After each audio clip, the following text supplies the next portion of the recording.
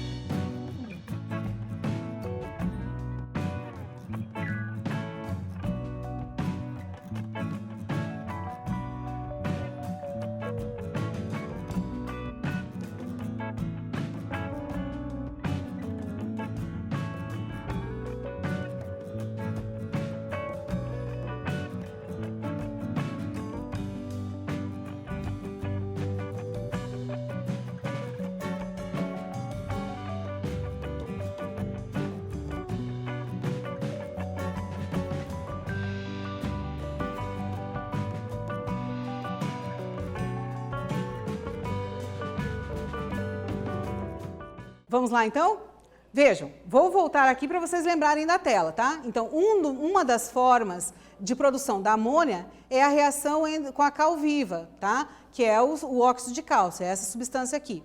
E aí, nós obtemos a amônia, tá ok? Então, 10,5 gramas de uma amostra de cal viva foram colocados para reagir com excesso de cloreto, produzindo 5,1 de amônia. Qual é o grau de pureza dessa reação, né? O grau de pureza do óxido de cálcio. Então, aqui a gente tem as informações importantes, que são as massas moleculares.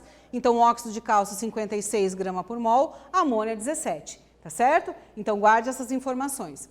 Daí aqui, colocando só o finalzinho, né? Qual é o grau de pureza dessa reação? Vamos fazer o cálculo? Vamos ver lá? Primeira coisa, escrever a equação balanceada. Então, vejam, a equação que nós vimos, ela não está balanceada. Para ficar balanceada, nós temos que colocar o coeficiente à frente do cloreto de amônio e o coeficiente 2 à frente da amônia em si. Dessa maneira, eu tenho uma proporção 1 mol de óxido de cálcio para 2 mols de amônio, tá certo? Então, é essa proporção, feito? Fazendo o cálculo, guardando as massas ali com carinho, então 1 mol produz 2, então eu tenho 56 vezes 1, produz 2 vezes 17, certo? Ele disse que foi obtido 55,1 gramas de amônio, X de óxido de cálcio. Fazendo o cálculo, vai me dar 8,4 gramas de óxido de cálcio. Terminou o exercício? Claro que não. Agora é que nós vamos calcular a pureza. Então, veja, 10,5 gramas é o 100%, que é o teórico do enunciado, mas foi obtido 8,4, então é X. Essa reação tem um rendimento de 80%, tá certo? Então, muita atenção, refaça quantas vezes necessário, reveja a aula quantas vezes for necessário. Pensando sobre a aula, então aqui tem uma reportagem falando a respeito do mel brasileiro, que o mel brasileiro, o mel orgânico principalmente, ele está no topo do mundo, ele é um dos mais premiados. Por quê? E o que isso tem a ver com a nossa aula, tá? Então, veja, o grau de pureza ou as conquistas, né, em termos de prêmios que o mel vem obtendo, é devido ao grau de pureza desse mel, tá? Então, é feito todo um processo de qualificação para se obter uma qualidade boa, para que esse mel seja produzido com mais qualidade, tá? E assim ele receba os prêmios. Por isso o Brasil está no topo. Aqui tem uma parte, um recorte da reportagem que está neste link. Leia para você se inteirar mais, tá ok? O que nós estudamos na aula de hoje, tá? Nós vimos e compreendemos, ou pelo menos tentamos, o que vem a ser cálculo com grau de pureza, né, ou simplesmente pureza dos reagentes, e fizemos alguns exercícios para praticar o nosso conhecimento, ok? Fica aqui algumas referências utilizadas. Aproveitem muito a sua vida, tá certo? E até uma próxima aula.